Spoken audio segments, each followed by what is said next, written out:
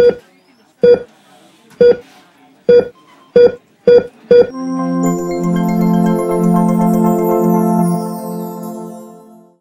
everyone, I hope you all are doing great. I am Sabina and today we'll be discussing about another very important disease condition which is nephrotic syndrome. Again, many time nephrotic syndrome के ऊपर आपके university examination में question पूछे गए हैं. So let us see कि किस तरीके के क्वेश्चन आपके एग्जामिनेशन में पूछे जाते हैं. Of course the definition is important. Very short answer में क्वेश्चन आंसर में ही पूछी जाती है. Then the pathophysiology and the clinical manifestation. The clinical manifestation of nephrotic syndrome is quite important. So आज के लेक्चर में हम सब कुछ डिस्कस करेंगे. पैथोफिजियोलॉजी क्या होता है, उसकी क्लिनिकल मैनिफेस्टेशन क्या है, एंड अलॉन्ग विद दैट हमारा जो नर्सिंग मैनेजमेंट है and the medical management. Right, now let us see one by one. If we talk about the nephrotic syndrome, so सबसे पहले let us discuss the core basic pathophysiology of nephrotic syndrome, जिससे हमें ये समझ में आ जाएगा कि nephrotic syndrome में क्या हो रहा है. Right, in order to understand the nephrotic syndrome, सबसे पहली चीज़ and foremost ये एक renal disease condition है. Right, it is a renal disease condition.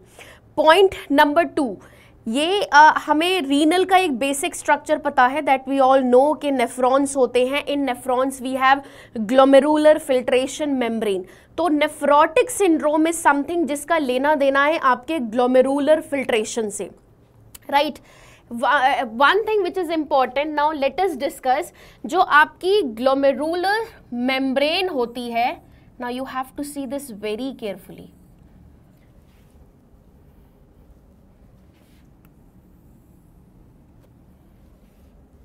Yes.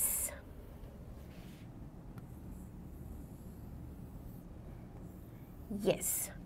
So these are your Bowman capsule and यहाँ पे हम बता देते, यहाँ पे है हमारा podocytes. So basically let us first discuss about, yes, let us discuss about glomerular filtration barrier. Glomerular filtration barrier, it has 3 layers. इसके अंदर क्या है, ग्लोमेरुलर जो फिल्ट्रेशन बैरियर होता है उसके 3 लेयर्स है या 3 पार्ट हैं. सबसे पहला the red part, it is known as fenestrated capillaries. Fenestrated capillaries.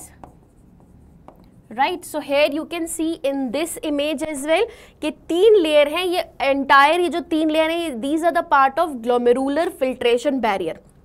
सबसे पहला क्या आता है, ग्लोमेरुलर फेनेस्ट्रेटेड कैपिलरीज. ये why we S fenestrated word आपको पता होना चाहिए. The word fenestrated itself means जहाँ पे होल्स होंगे. राइट, पोरस होगी जो. सो फेनेस्ट्रेटेड कैपिलरी है जहाँ से ईजिली जो है मूवमेंट हो सकता है आपका पार्टिकल्स का. तो ये पहली लेयर हो गई. सेकेंड जो है वो है आपकी glomerular basement membrane. Second one क्या है आपकी, glomerular basement membrane, which I have highlighted in yellow colour. Right, so ये यहाँ पे ग्रीन कलर में ग्लोमेरुलर बेसमेंट मेम्ब्रेन. थर्ड वाला जो पार्ट है आपका ये ग्लोमेरुलर फिल्ट्रेशन बैरियर का थर्ड पार्ट क्या है, पोडोसाइट्स. ये 3 पार्ट अभी तक हमें याद रखने हैं. बोमन, उसके बाद आ जाएगा आपका Bowman capsule. Right, Bowman space आ जाएगा. सो ग्लोमेरुलर फिल्ट्रेशन बैरियर में it is important to understand because ये बहुत बेसिक है. इसी से ही हमारी जो है आगे की सब्सिक्वेंट स्टेजेस हमें पता चलेंगी कि क्या पैथोफिजियोलॉजी हो रही है. सबसे पहले आपका आ गया glomerular fenestrated capillary, then glomerular basement membrane and then we have podocytes. ठीक है. In case of nephrotic syndrome, अब ये जनरल है, ये आपके होता है, ये स्ट्रक्चर एनाटॉमिकल स्ट्रक्चर है जो प्रेजेंट होते हैं. अब ये जो 3 एनाटॉमिकल स्ट्रक्चर है which act as a glomerular filtration barrier, they serve a very important role. they have a very important physiological function. अब इनका फंक्शन होता क्या है एक्चुअल में, लेट अस सी. इनका फंक्शन है कि जो भी आपके RBCs, white blood cells and most important protein, so let me write down here, इनका सबसे important function क्या है, RBC, white blood cell and protein, sorry platelet नहीं होगा, protein. Right. RBC, WBC and protein को जब फिल्टर आउट होके आएगा तो वो क्या करता है, ये रीअब्जॉर्ब कर लेता है। The main function of this glomerular filtration आपके बैरियर का ये है कि जितने भी आरबीसीज, डब्ल्यूबीसीज एंड प्रोटीन यहाँ से पास आउट होंगे, so it will not allow these particular RBC, WBC and protein to get filter out and excreted in the urine. क्या फंक्शन है, ये तीनों को यूरिन में फिल्टर आउट नहीं होने देता, एक्सक्रीट नहीं होने देता, बल्कि वो पहले ही रीअब्जॉर्ब कर लेता है और रीअब्जॉर्ब करके ब्लड सर्कुलेशन में छोड़ देता है। ठीक है, this is the main function of this glomerular filtration barrier which is comprised of fenestrated capillary, glomerular basement membrane and podocytes. तो ये तीनों मिलके क्या करते हैं, आरबीसी, डब्ल्यूबीसी एंड प्रोटीन को पकड़ लेंगे, होल्ड कर लेंगे and then reabsorb and basically return back to the circulation. ये इनका काम है, right? Now what exactly happen? अब हो क्या रहा है इन नेफ्रोटिक सिंड्रोम में, इन नेफ्रोटिक सिंड्रोम में होता क्या है, basically due to some particular reason, basically the cause is unknown, ये जो आपकी ग्लोमेरुलर फिल्ट्रेशन बैरियर है it get damaged,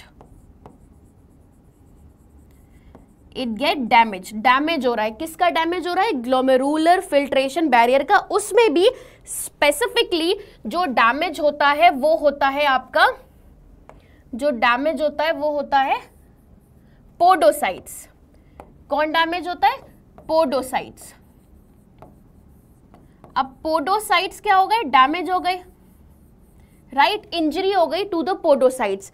in case जब इंजरी हो जाएगी पोडोसाइट्स की तो उसके क्या क्या कॉम्प्लिकेशन हो सकती है। पोडोसाइट्स को अगर इंजरी हो गई, now the podocytes get injured, अब आपके ये जो सेल थे, ये जो मेम्ब्रेन है पोडोसाइट, वो इंजर्ड हो गई, उससे क्या कॉम्प्लिकेशन अराइज होगी। नंबर 1, क्योंकि हमने अभी पढ़ा था इन केस ऑफ जो हमारा नॉर्मल ग्लोमेरुलर फिल्ट्रेशन बैरियर है उसका काम है आरबीसीज, डब्ल्यूबीसीज एंड प्रोटीन को पकड़ना, and do not let these RBC, proteins and WBC to get excreted in the urine, और उसका काम है रीअब्जॉर्ब करके वापस ब्लड सप्लाई में डालना।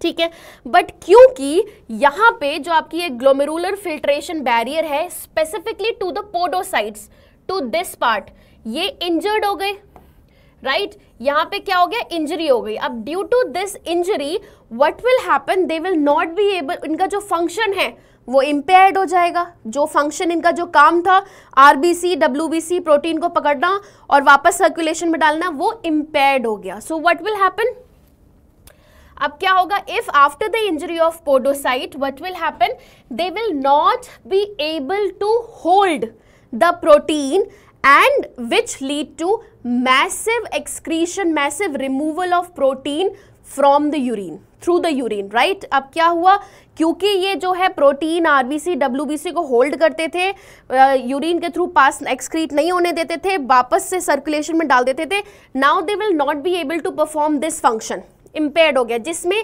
सबसे ज़्यादा अफेक्ट पड़ता है प्रोटीन के ऊपर। तो ये क्या करेंगे, नाउ प्रोटीन, जिसमें मैसिव प्रोटीन अब रीअब्जॉर्ब ना होके एक्सक्रीट होगा यूरिन में। Number 1, this is very important. Point number 1, now because of the injury to the podocytes, the protein will get excreted in the urine and this condition is called as, इसको हम क्या बोलते हैं, इसको हम बोलते हैं, yes, हम बोलेंगे इसे प्रोटीन यूरिया। ठीक है, point number 1, now this is one of the core clinical manifestation of nephrotic syndrome. हमें समझ में आया प्रोटीन यूरिया क्यों हो रहा है।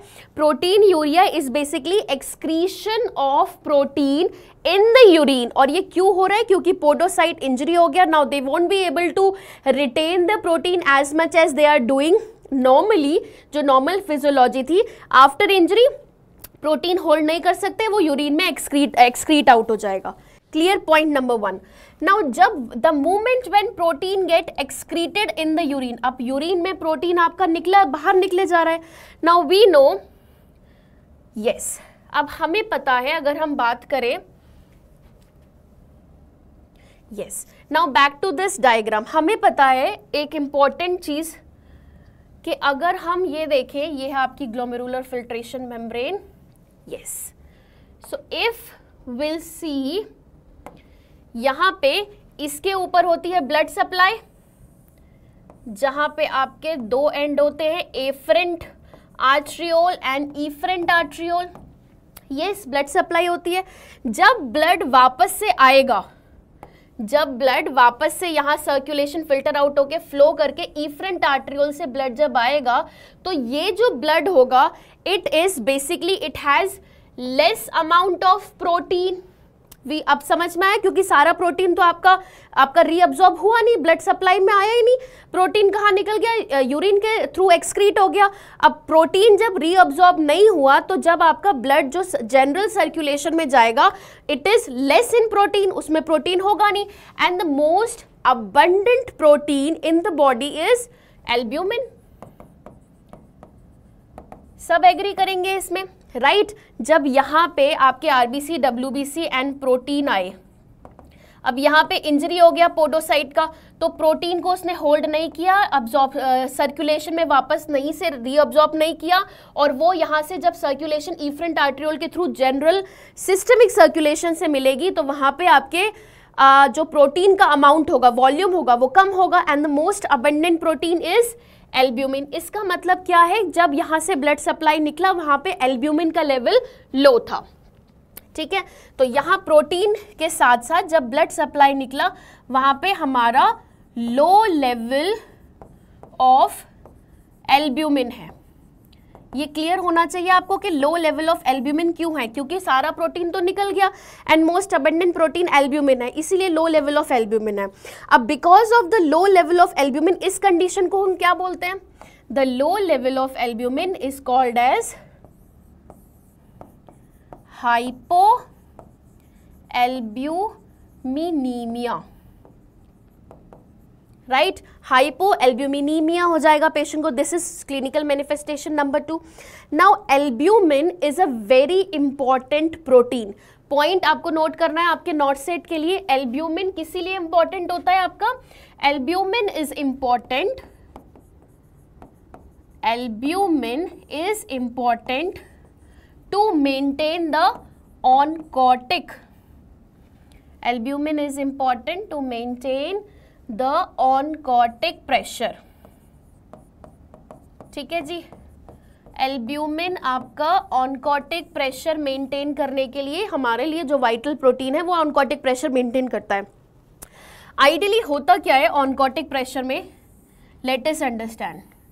ये है आपका, मान लीजिए ये आपका इंट्रावैस्कुलर स्पेस है.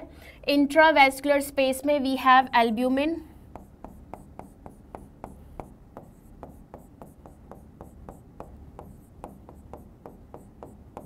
राइट, प्रोटीन है ये, प्लाज्मा प्रोटीन है हमारे पास एल्ब्यूमिन. अब एल्ब्यूमिन की खास बात क्या है?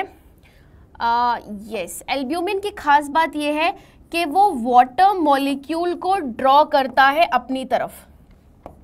What albumin will do? They will draw the water molecule towards them and hold करके रखता है वाटर मॉलिक्यूल को, राइट. तो जहाँ पे भी एल्ब्यूमिन होगा, वाटर मॉलिक्यूल क्या करेंगे? बैलेंस करने के लिए एल्ब्यूमिन जहाँ ज़्यादा होगा, जहाँ कंसंट्रेशन एल्ब्यूमिन का, वाटर मॉलिक्यूल वहाँ पे जाके वहाँ चले जाएंगे. एंड बिकॉज वाटर मॉलिक्यूल जो है ईजिली क्रॉस कर सकते हैं सेमी परमेबल मेम्ब्रेन को, एल्ब्यूमिन क्रॉस नहीं कर सकता.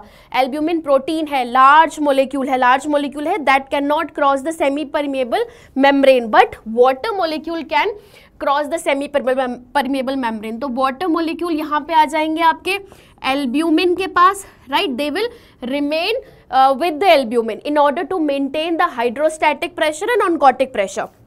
तो ऑनकोटिक प्रेशर यही होता है कि जहां पे एल्ब्यूमिन प्रेजेंट है, वो क्या करता है? आपका वाटर मॉलिक्यूल को होल्ड करके रखता है. क्लियर, ये समझ में आया? अब क्योंकि नेफ्रोटिक सिंड्रोम में हुआ क्या? इन नेफ्रोटिक सिंड्रोम आपका जो ब्लड सप्लाई था वहां पे जो एल्ब्यूमिन था वो तो लॉस हो गया, now there is less albumin. जो एल्ब्यूमिन का कंसेंट्रेशन है, जो वॉल्यूम है वो तो कम है, क्योंकि एल्ब्यूमिन सारा क्या हो गया आपके पेशेंट के यूरिन से एक्सक्रीट आउट हो गया। Now we have low level of albumin in the blood. So what will happen, इससे क्या होगा, इससे ये जो वाटर मॉलिक्यूल है, नाउ एल्ब्यूमिन जो है वो वाटर मॉलिक्यूल को अंदर रिटेन नहीं कर पाएगा। भाई वाटर मॉलिक्यूल क्यों आएंगे अंदर, तो एल्ब्यूमिन ही नहीं है। अगर एल्ब्यूमिन नहीं है तो वाटर मॉलिक्यूल यहाँ नहीं आएंगे।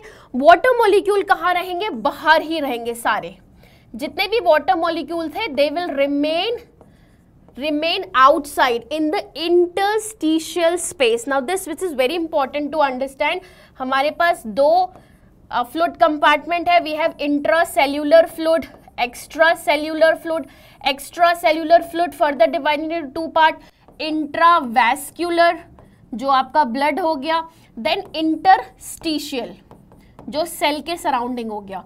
तो जो वाटर मोलिक्यूल अब ब्लड के अंदर इंट्रावैस्कुलर स्पेस में नहीं जा सकते because they don't have enough level of albumin inside it, plasma protein आपका प्रेजेंट ही नहीं है, आपका बहुत लेवल कम है, तो क्या होगा, सारे water molecule will remain in the interstitial space. इससे क्या होगा, वाटर मोलिक्यूल सारे कहाँ रहेंगे, इंटरस्टिशियल स्पेस में रहेंगे। इंटरस्टिशियल स्पेस का क्या हो जाएगा आपका, that can result into interstitial space आपका कहाँ चला जाएगा, यस इंटरस्टिशियल स्पेस में बिल्डअप हो जाएगा वाटर मोलिक्यूल का, बिल्डअप हो जाएगा water molecule, that means it can result into edema. इसलिए होता है एडीमा। जहां पर भी एल्ब्यूमिन का लेवल लो होता है, ऑनकोटिक प्रेशर लो होता है, it result into the formation of edema. Edema कैसे हुआ, क्योंकि now the water molecule can not be able to hold themselves because albumin is low in the intravascular space. Due to this reason the water molecule get accumulated in the interstitial space, जिससे कि oedema formation हो जाता है, right. So another very important feature जो आपका इसमें होगा वो क्या है, यस, सो हाइपो एल्ब्यूमिनियूमिया क्या करेगा, hypoalbuminaemia will result into, yes, ये हमारा किससे रिजल्ट करेगा, this can result into oedema formation, क्योंकि albumin is responsible for maintaining the oncotic pressure. अब क्योंकि ऑनकोटिक प्रेशर लो हो गया because of low level of albumin, so this will result into the formation of oedema, right, this will lead into the formation of oedema. So oedema हमें समझ में आ गया, oedema कहाँ से आया, ये आपका हो गया थर्ड क्लिनिकल मैनिफेस्टेशन। पहले हुआ hypo proteinuria, hypoalbuminaemia and third is oedema formation. इतना क्लियर हुआ। नाउ लेट अस सी, इसके बाद दोबारा देखते हैं एक और चीज़। हमें इतना पता चला कि जब एल्ब्यूमिन लो था तो एल्ब्यूमिन की वजह से एडिमा फॉर्मेशन हुआ। Now one more important point here is, जब बॉडी में एल्ब्यूमिन लेवल लो होता है, बिकॉज बॉडी से ही एल्ब्यूमिन बन रहा है, albumin is basically produced by the liver, ठीक है। So when there is low level of albumin somewhere the body will give the signal to the liver कि body में एल्ब्यूमिन का लेवल लो है, try to produce more albumin. तो liver क्या करेगा, albumin produce करने लगेगा। लेकिन जब लिवर एल्ब्यूमिन प्रोड्यूस करता है तो एल्ब्यूमिन के साथ साथ it will also release other type of hormone, जिसमें वो लिपिड को भी प्रोड्यूस करता है, लिपिड भी सिक्रीट करेगा लिवर। एंड जब लिपिड यूजुअली जो लिपिड सिक्रीट करता है it is in the form of lipoprotein, right, it is in the form of lipoprotein, yes. So lipoprotein and low density lipoprotein, and they will, what they will do, they will increase the triglyceride level, triglyceride level को बढ़ा देंगे वो, ठीक है, आपके ये जो lipoprotein है ये ट्राइग्लिसराइड लेवल को बढ़ा देंगे, एंड जब ट्राइग्लिसराइड लेवल बढ़ जाएगा then patient will be at risk for, किसके रिस्क में हो सकता है आपका पेशेंट? एथेरोस्क्लेरोसिस और coronary artery disease. And because albumin release हो रहा है and side by side need नहीं है लिपिड की, बट क्योंकि वो एल्ब्यूमिन के साथ लिपिड भी रिलीज कर रहा है liver, so that can result into hyper lipidaemia. Your fourth clinical manifestation, सबसे पहला प्रोटीन यूरिया हुआ। प्रोटीन यूरिया क्यों हुआ? क्योंकि पोडोसाइट्स इंजर्ड हो गए। Because of the injury of podocytes, because of the injury of the podocyte, आपकी जो पोडोसाइट की इंजरी हुई थी जिसकी वजह से क्या हुआ कि they will not be able to retain the protein, right? Protein को रिटेन नहीं कर पा रहे, सारा प्रोटीन यूरिन के थ्रू एक्सक्रीट आउट हो गया, मैसिव प्रोटीन एक्सक्रीट आउट हो गया। यहाँ पे one more point I would like to add, proteinuria more than equal to 3.5 gram per day, जिसे जो कि कैरेक्टरिस्टिक फीचर है नेफ्रोटिक सिंड्रोम का। इतना प्रोटीन लॉस होता है in a day in nephrotic syndrome. So proteinuria हुआ सबसे पहले, एंड आफ्टर प्रोटीन यूरिया, क्योंकि प्रोटीन आपका सबसे मोस्ट अबंडेंट एल्ब्यूमिन है, दैट मीन्स ब्लड सप्लाई में एल्ब्यूमिन का लेवल लो हो जाएगा, so it is called hypoalbuminaemia. Albumin low होगा and albumin is a main protein which is responsible for maintaining the oncotic pressure, तो patient को oedema formation होगा, right? Oedema होगा तो अब आपका जो लिवर है वो ट्राई करेगा एल्ब्यूमिन प्रोड्यूस करने के लिए, रिलीज करने के लिए, बट उसके साथ लिपिड भी रिलीज होंगे, सो लिपिड एक्स्ट्रा बिल्डअप हो रहे हैं जिसकी वजह से हाइपर लिपिडीमिया हो रहा है, राइट? सो ये सारी आपकी pathophysiology along with clinical manifestation है।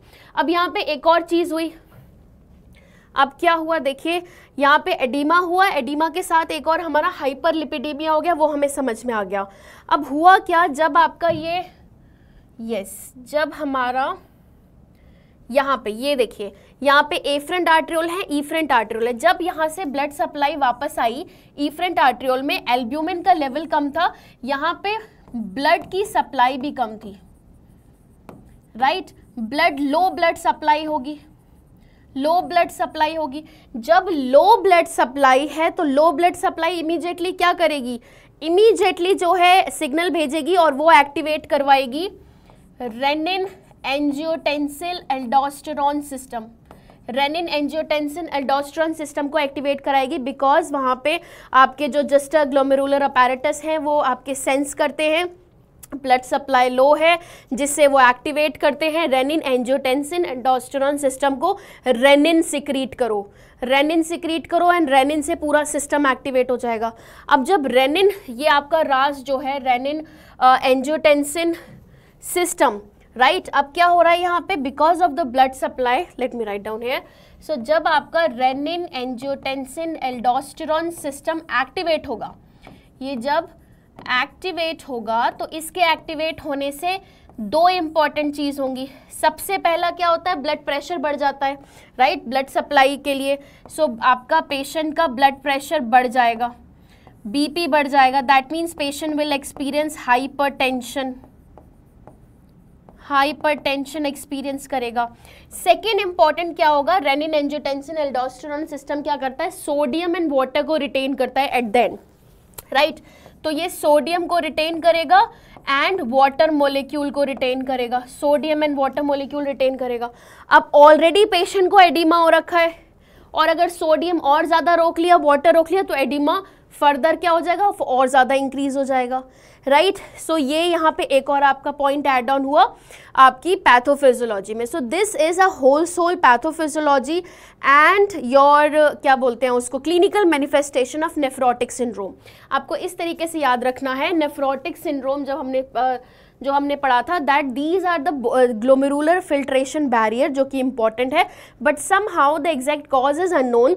If there is any injury to the podocytes, it leads to the leakage of protein. Now protein will no longer able to reabsorb into the circulation, they get excreted in the urine, that will result into massive loss of protein, and this is called as protein uria, number one. right? Because albumin is the most abundant protein, it will furthermore, after loss of protein, it will have low volume of albumin in the blood supply, which result into hypoalbuminemia. Since albumin is important to maintain the oncotic pressure, if albumin is not present in the blood supply, they will not be able to hold the water molecule, right? Now water molecule will remain in the interstitial space, tend to accumulate in the interstitial space and result into the formation of edema. After that, what is happening, because albumin is produced by the liver, so liver will try to compensate by producing the albumin, but it is not only producing the albumin, it along with albumin वो lipid भी release करेगा, and that condition will lead to hyperlipidemia, right उससे क्या हो जाएगा, hyperlipidaemia हो जाएगा. And further आपका क्या होगा, क्योंकि लो ब्लड सप्लाई होगी, आरबीसीज भी आपके जो है एक्सक्रीट आउट होंगे, जिससे आपका क्या होगा, पेशेंट का rapid renin angiotensin aldosterone system activate हो जाएगा. So these are whole clinical manifestation. And one more clinical manifestation, patient का कोला कलर्ड यूरिन भी होता है, right, because of the RBCs. ये भी आपका एक और इम्पॉर्टेंट क्लिनिकल मैनिफेस्टेशन है. So this is a nephrotic syndrome basic explanation of pathophysiology, ताकि हमें समझ में आए कि नेफ्रोटिक सिंड्रोम में हो क्या रहा है. It is we can not say it is a specific disease condition, it comes under the umbrella of glomerulonephritis, right. So nephrotic syndrome में क्या हो रहा है, it is basically comprises of all the characteristics feature that are occurring because to the injury to kidney. Kidney का जो damage है या injury है, उसकी वजह से जो साइन एंड सिम्टम हो रहे हैं, उन्हें मिला के हम बोलते हैं नेफ्रोटिक सिंड्रोम, राइट. तो ये आपका नेफ्रोटिक सिंड्रोम हो गया. Now let us discuss about the medical management. Medical management में सबसे हमारा इंपॉर्टेंट क्या होगा, हमें सबसे ज़्यादा फोकस करना है जो फ्लूइड एक्यूमुलेशन हो रहा है, पेशेंट को जो एडिमा हो रहा है, उसको हमें फ्लूइड को जो है रिटेन नहीं करना है, हमें सारा फ्लूइड एक्सक्रीट करना है. So we can start with the glucocorticoid diuretic for of course without any question we can start with diuretic. Plasma protein in order to improve the volume of albumin. We can also give immunosuppression. Immunosuppression भी दे सकते हैं, क्योंकि वो आपका और ज़्यादा hold करता है, इंक्रीज करता है एल्ब्यूमिन प्लाज्मा प्रोटीन के लिए, right. So this is the medical management that we can give. Diet, it is important, salt restricted होनी चाहिए, because we don't want further patient को edema हो, तो हमें salt restricted diet देनी है. calorie rich diet देनी है. केन फूड जो भी होते हैं, प्रोसेस्ड फूड होते हैं, उनको अवॉइड करना है, because they can increase the blood pressure. Already patient को इंक्रीज ब्लड प्रेशर हो रहा है, बीपी उसका बढ़ रहा है, तो ये हमें ध्यान रखना है. तो हमें प्रोटीन का कंटेंट सफिशिएंट रखना है, बिकॉज प्रोटीन यूरिया हो रहा है, प्रोटीन का कंटेंट रखना है. कैलोरी इनटेक डाइट देनी है पेशेंट को. Most important, sodium restricted diet देनी है. Now let's talk about the nursing management. Nursing part is depend upon कि हम कितने क्या क्या हमने अभी तक फीचर देखे. पेशेंट को फ्लूइड वॉल्यूम डेफिसिट तो नहीं है, पेशेंट को क्या है, फ्लूइड एक्सेस फ्लूइड वॉल्यूम है, right, because patient is experiencing edema, so there will be excess fluid volume होगा. देन इसके अलावा क्या हो सकता है, पेशेंट का इम्बैलेंस न्यूट्रिशन हो सकता है, less than body requirement, and impaired skin integrity, because patient को एडिमा हो रहा है. So we have to make sure, ये नर्सिंग डायग्नोसिस भी आएगी आपकी, impaired skin integrity. Then patient को फटीग हो सकता है, इन्फेक्शन का रिस्क हो सकता है बिकॉज ऑफ इम्यूनोसप्रेशन, और इसके अलावा अगर पेशेंट को कोई भी इम्यूनोसप्रेसिव एजेंट चल रहे हैं, then also the patient is at risk for infection. And of course the deficient knowledge, जो हम हर नर्सिंग डायग्नोसिस के एंड में लिखते हैं. So let us see the nursing intervention that we can include. Broadly nursing intervention आपकी ये 5 category होंगी, जिसको हम इलैबोरेट करके लिख सकते हैं. जैसे हमने देखा पेशेंट का फ्लूइड वॉल्यूम एक्सेस था, राइट, उसमें हमें मेक श्योर करना है कि जो भी पेशेंट को through out the day patient का जो भी इनटेक आउटपुट है, it should be monitored very carefully. Now one point which you can mention in monitoring the fluid and fluid intake and output is urinary catheterization. Yes, the most accurate way to monitor the intake and output is through urinary catheterization. के through हम monitor कर सकते हैं क्या intake है क्या output है. But if your patient is on urinary catheterization, you have to make sure by preventing the infection, which is catheter associated urinary tract infection, वो पॉइंट आप ऐड कर सकते हैं. पेशेंट को प्रॉपर न्यूट्रिशन डाइट देनी है जिसमें कैलोरी एंड प्रोटीन आएगा। सोडियम रिस्ट्रिक्टेड डाइट आपको ऐड करना है। स्किन इंटीग्रिटी को प्रमोट करना है। एडिमा है, अब पेशेंट को ऑलरेडी एडिमा है, पेशेंट अब जब आपका एडिमा वाला पेशेंट होता है they are more prone for easy skin breakdown, उनका स्किन ब्रेकडाउन हो सकता है, they are more prone for the pressure ulcer.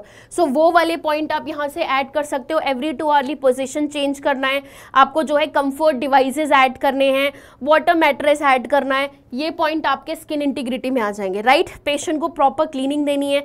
Patient का स्किन हमेशा जो है बहुत ज़्यादा ड्राई नहीं होना चाहिए, बहुत ज़्यादा वेट भी नहीं होना चाहिए, तो ये आपको पॉइंट इंटीग्रिटी में मेंशन करना है। Promoting energy conservative activities, patient को बेड रेस्ट देना है, पेशेंट को बहुत ज़्यादा स्टर्नस एक्टिविटी में इन्वॉल्व नहीं करना है कि वो ब्रेथलेसनेस हो जाए, उसको पेशेंट को बेड रेस्ट बोलना है। एक्टिविटी भी ऐसी उसके लिए प्लान करनी है कि बहुत ज़्यादा उसकी एनर्जी यूटिलाइज ना हो, राइट, बिकॉज अगेन हाइपरलिपिडीमिया भी है उसको। And last not the least, we have to focus on preventing the infection. So we have to teach the patient health education देना है about the method of prevention of infection. hand hygiene हो गया, किस तरीके से hand hygiene करनी है, and as a health care provider और कोई measures हैं जो हम patient पे जब भी जैसे patient को treat कर रहे हैं, 5 movement of hand hygiene का ध्यान रखना है, disinfection का ध्यान रखना है, क्लीनिनेस का ध्यान रखना है, तो ये इन अ वे हम इन्फेक्शन को प्रिवेंट कर सकते हैं। ये 4-5 पॉइंट आप इन्फेक्शन में लिखोगे, right. So these are core nursing intervention. अब ये पॉइंट के अंदर हमने डिस्कस किए, बहुत सारे पॉइंट आते हैं हर एक पॉइंट में, दीज आर मेजर हेडिंग। अब इसके अंदर माइनर हेडिंग जो हमने डिस्कस किया, जैसे यूरिनरी कैथेटराइजेशन करेंगे, फिर कैथेटर केयर प्रोवाइड करेंगे, इनटेक एंड आउटपुट का पूरा 24 आवर का चार्ट मेजर करना है। So this is the way you have to write down in your examination, हर एक पॉइंट को elaborate करना है। And I am sure nephrotic syndrome का बेस क्लियर होगा, आपको क्लियर हो गया होगा, and you will get an idea कि नेफ्रोटिक सिंड्रोम में क्या होता है। It's very easy to understand. I hope the session will be very beneficial for you all. So that's all from my side. Yes, now see you all tomorrow with another important disease condition.